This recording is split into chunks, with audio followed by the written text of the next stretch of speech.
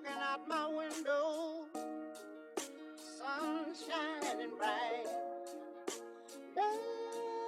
What's good, y'all? Welcome back to the channel. I know it's been a minute, but your boy Reese, the sideliner, is back. It's been a crazy couple weeks, bro, if I must say so myself. But we have been locking in on ball recently more than we have in the past. So today we coming to y'all with the hottest teams in the league currently, and that surprisingly is the Orlando Magic for one of the teams, and then the Phoenix Suns being that other team out west. Both those teams are 8-10, have won 8 of their last 10 games. So very, very impressive streak that they're on. They're both as well on 7-game win streaks. And, you know, for a team like the Orlando Magic, who a lot of people didn't expect to have much of an successful season, especially early on, the way that they're playing, especially on defense, is impressive. We'll get into all of that, but first, if you're new around here, I just want to say, if you enjoy basketball, go ahead and hit that subscribe button. We locking back in with the, the videos, the recaps and things of that nature. Go ahead and subscribe, man. Like the channel. We trying to grow. And little quick free promo. I do have a show that I've been, keeping on the back burner that I want to start, and that I'm going to start at the beginning of next year, 2024. We'll preview or debut on January 6th, 2024.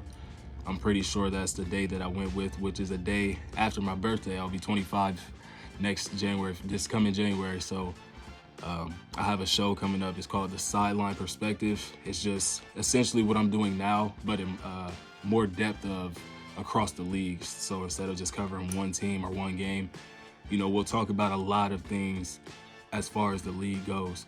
But with that being said, man, let's get into today's video. So like I said, man, the Orlando Magic have been rolling lately. 8 of their last 10 games have been wins, but they have key players missing from the lineup in a Markelle Fultz, their point guard, who they've been missing a lot this season with a knee injury. You also have Wendell Carter Jr., who fractured his finger at the beginning of this month. So they've been able to stay afloat, not just stay afloat, but, be the hottest team. They're second in the East right now, bro. That is absolutely insane. Like I said, for a team that a lot of people just wrote off at the beginning of the season, essentially, the way that they've been playing, especially without those two guys who are very key pieces to their rotation, is very, very impressive. They have a couple notable games that they've had over this 10-game stretch. November 9th, they had a one-point loss, 120-119 versus Atlanta. But after that, that's when they started putting the wins together. November 11th, a very, very impressive win against the Milwaukee Bucks, 112-97. I want to say that was in Milwaukee as well, but don't quote me on that. Back-to-back games following the Bucks game, they held the Bulls to just 33 points in the first half. And I mean, back-to-back games, the Bulls did not score more than 33 points in the first half. So the defense is and has been top tier the entire year. November 22nd, they beat the Denver Nuggets by 5 points, 124-119, albeit no Jokic, no Murray, no Mike Malone. They still were able to take out the defending champs, bro. This young team is, they're here, bro. Not saying that they can, they have super high hopes for, a deep playoff run or anything like that, but baby steps in the right direction. Some similar to the OKC last year. We see how that is translating into this season. I see this similar patterns with this Orlando Magic team. Another notable win that they had was November 24th, 113-96 against the Boston Celtics, who are the best team in the NBA right now. So yeah, albeit young, early on in their rebuild as well, this is a very, very impressive start to the season throughout the first 16 games, if I do say so myself. Some notable players that they have for the Orlando Magic. Obviously, you saw the thumbnail. Paolo Banchero was the Eastern Conference Player of the Week. This was actually his first selection of his career. The man put up 23.5 points per game, 5.5 rebounds, and 5 assists. The team went 4-0 for the week, obviously on a 7-game winning streak. He hasn't taken a huge leap from his rookie season last year statistically, but if you've watched any Magic games, you could definitely see the improvements in his game all around. The passing has been a huge boost for the offense, being down Markelle Fultz, their point guard, who really is able to control the game. He's not a 8 to 10 assist game point guard, but he does make the right plays at the right time for this team. And Paolo filling in that role for him is just impressive for such this is his second year in the league, bro, and he's already performing this way. Outside of the passing, his shooting has opened up his game so much more, bro. Just 17 games in, I know this number is going to fluctuate, but he's shooting 43% from the three, bro. Your power forward shooting 43% from deep, albeit just 3 attempts a game. That seems like a recipe to win in basketball to me, bro. Like I said, the volume is low, just 3 attempts a game, but you don't need him out there chucking 5, 6, and 7 a game. The mid-range is where he gets his work in for the most part anyway. But the success that he has had early on this season is very, very impressive from deep, especially when we consider the month or so stretch that he had last year where he couldn't knock one down at all. And not to mention, he is amongst rare company throughout this first 16, 17 games of his sophomore season. He's put up over 300 points, over 100 rebounds, 70 plus assists, and more than 10 steals and blocks throughout the first 16 games of his season. He's one of only 6 players in NBA history to have done that in their sophomore season, and the first player to have done that since his comparison coming out of college, LeBron James. So if you ask me, he's on track to have a pretty solid sophomore season, bro. Another notable guy that I would be remiss if I did not mention him for this team, Mo freaking Wagner, bro. He has been absolutely hooping in the absence of Wendell Carter. Although he is coming off the bench, man, dude is actually doing his thing, bro. 12.5 points per game and 4 rebounds for the season while shooting nearly 63% from the field and 36% from deep. Yes, he's taking less than 2 a game, low volume, similar to Paolo, but you're big, able to stretch the floor like that at a, pretty solid clip. We'll take that. Not to mention, he's shooting a pretty decent percentage from the free throw line as a big man, 83%, bro. And over just the last 5 games, he's averaged 15 points a game on 60% inside the line. You step behind the line, he's shooting 44% from deep for the past 5 games. In just 18 minutes a game too. Let's not forget the 27 piece he dropped on the Boston Celtics the other night, that 113-97 win. He led all scorers for that game. Impressive bench play for Mo Wagner. You got guys like Cole Anthony who are also putting on for the Orlando Magic off the bench. Anthony Black, he's, the little bit that we have seen from him, he's looked pretty decent. We haven't seen much of Jet Howard, but this is a young team, like I said, the beginning of their rebuild. So, only time will show us what this team is actually capable of. And funny enough, the last time the Orlando Magic were this hot was well over a decade ago. It was the 2010-2011 season, a year after their championship appearance, in which they lost to Kobe Bryant and their no, this was 2 seasons. I'm sorry, 2 seasons following their This was the year after their championship appearance. I was right. Where their franchise player was Dwight Howard. That team went on to finish 2nd in the Southeast, where this current Orlando Magic team is ranked right now. Well, they're ranked 2nd in the entire East. I think they're 1st in the Southeast. And that 2011 team finished with a 52-30 regular season record. That team was ranked the 14th best offense in the league, but the 3rd best defense with a net rating of 5.9. This current 2023-2024 Orlando Magic team are very, very similar to how they start their season, bro. Or the summary of that 2011 season. They are currently 18th ranked offense, but the 5th best defense with a 5.2 net rating. That team, the Orlando Magic team, like I just said, they came off of that championship appearance, and there was there was a target on their back, essentially, being the best team in the East the prior season. They finished 4th this year, but the success that they had with the numbers that I just gave you being similar to what the 2023 current Magic are doing right now, If they can pull that off, that's a successful season right there, bro. Being a 2 seed, I don't think that's really sustainable for the rest of the season, especially considering how Joel Embiid and Tyrese Maxey have been hooping. I could see them a top 5 seed if everything goes right. I will say, though, that D12 led team, they did fall short in the first round to the Atlanta Hawks, who were, I want to say 5th that year, if I remember.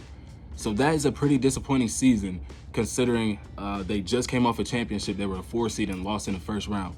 This Orlando Magic team right now that we're watching, a lot of people coming into the year had them 9th, 10th, 11th, bottom of the East, or not even, fighting for a play-in spot.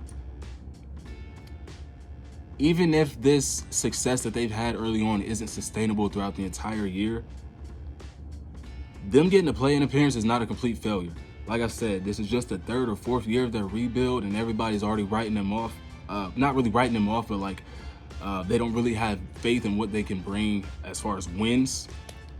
I feel like this could be a very, very successful season for the Orlando Magic, bro. Moving out west to the other team, the Phoenix Suns, bro. Like I said, they've also won 8 of their last 10 on a 7-game win streak. And they're missing bigger pieces than the Orlando Magic by far. They're missing Kevin Durant and Bradley Beal, and they are still able to win basketball games on a night-to-night basis, bro. Devin Booker has been in his bag, bro. Backpack carrying. We also have a couple notable games and notable players for the Phoenix Suns. Going back to November 10th, they did have a 3-point loss to the LA Lakers, 122 to 119, but Devin Booker did not play in that game, but that was the Bradley Beal, Kevin Durant game where they combined for 62 points. November 15th, they won against the Timberwolves, who are currently the best team in the Western Conference, 133 to 115. The Timberwolves were on their own respective streak, I think like 3, 4, 5 games at that point in time.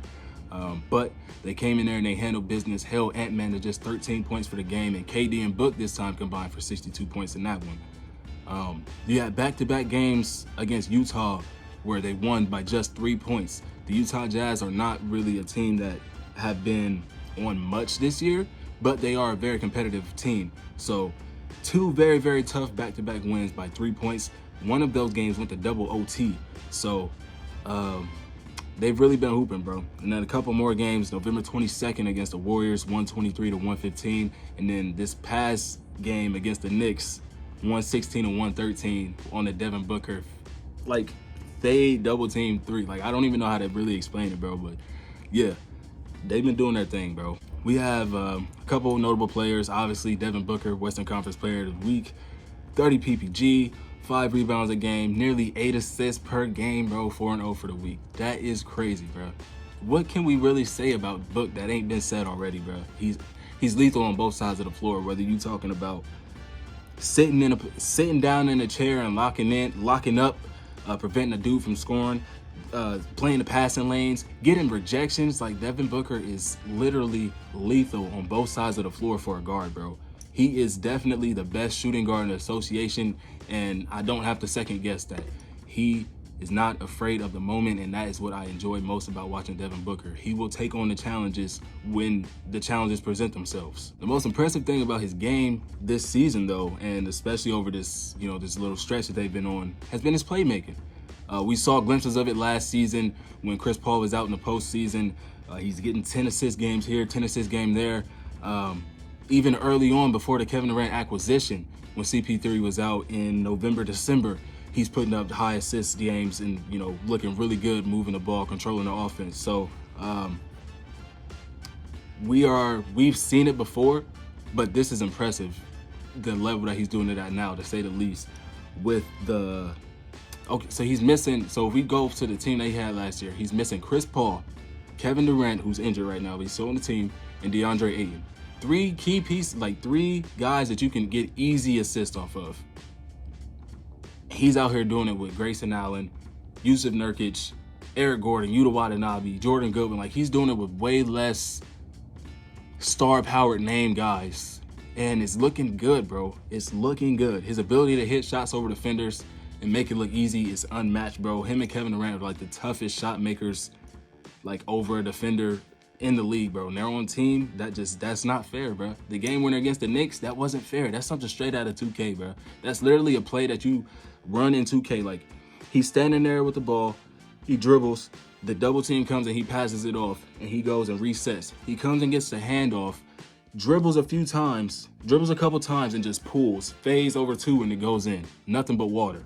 That's literally a 2K play, bro. A 2K game winner, and we saw that in person, bro. Like, I really enjoy watching the Phoenix Suns. Like, this is like my 3rd or 4th video on them this year already, out of the few that I have done. So I would say they're one of my favorite teams to watch for sure. Continuing on with Devin Booker though, he's only played 9 games this year, but he's already scored 265 points, dished out 80 assists. Like, the last time we saw that, somebody was getting crowned MVP. Well, somebody was runner-up MVP. And then the time before that, someone was crowned MVP. Those 2 players are Russell Westbrook and James Harden. Those are the only 2 times that has happened through 9 games. So, with that being said, looking back at history, it seems to me like Devin Booker's making an MVP run. And we got a couple more notable players for the Phoenix Suns before we get out of here. Eric Gordon, has been hooping, bro. Today I just learned while doing research for this video that his birthday is on Christmas. I'm always intrigued by people that were born on Christmas. That must suck. But over his last 5 games, he's put up some real solid stats, bro. 17.6 points per game on 49% from the field, 45% from 3 on nearly 9 attempts. 8.8 attempts a game, bro, and he's shooting 45%. He's also able to make plays for his teammates, averaging 3.5 assists, as well as securing a steal a game. He had 25 points on nearly 70% on Sunday, alongside Devin Booker with 28 against the Knicks. And he also put up 20 against the Memphis Grizzlies in the game before that. He's been very solid for them, especially in the couple games that Kevin Durant hasn't played during this win streak. And the last player that we're mentioning in this video, I would also be remiss if I didn't mention him. The stats don't really jump out off the page to you, but if you watch basketball, you see the impact of this guy every single game, and his name is Jordan Goodwin, bro. He's been hooping, bro. He has been hooping. 6 points again. Like I said, the stats don't jump out. And not to mention, he comes off the bench. He hasn't started all year, I don't think. 6 points per game on 62% shooting, 43% from deep, along with 3 rebounds and 2 assists a night. Those are his averages for the season. But in his last couple games, he's put up 14 points on Sunday. He put up 14 points, had 17 rebounds, 5 assists, a steal, and a block. The game before that, he had 14 points on 6 of 8 shooting, grabbed 5 boards in just 20 minutes of play. He was the 3rd leading scorer for that game for the Phoenix Suns. So, those are the hottest teams in the league right now. Let me know if I did a decent job covering that, bro. I feel like I did, a little research, grabbing some stats, especially the Orlando Magic session. I don't think a lot of y'all knew about that. The 2010 Orlando Magic, they look very similar to what the Magic are doing now. And if they can replicate that success to any extent, 50 wins for the Orlando Magic, that's a successful season. 45 wins for this Orlando Magic team, that's a successful season. So, as always, I'm your boy Reese the Sideliner. Subscribe to the channel, like the videos. I know the setup's looking a little weird right now because I kind of moved down a little bit. I changed my chair, so I'm a little lower. But that's just me, man. The setup's always changing, bro. But anyway, subscribe to the channel, like the video. I'll catch you on the next one when that video comes, you know what I mean? Peace.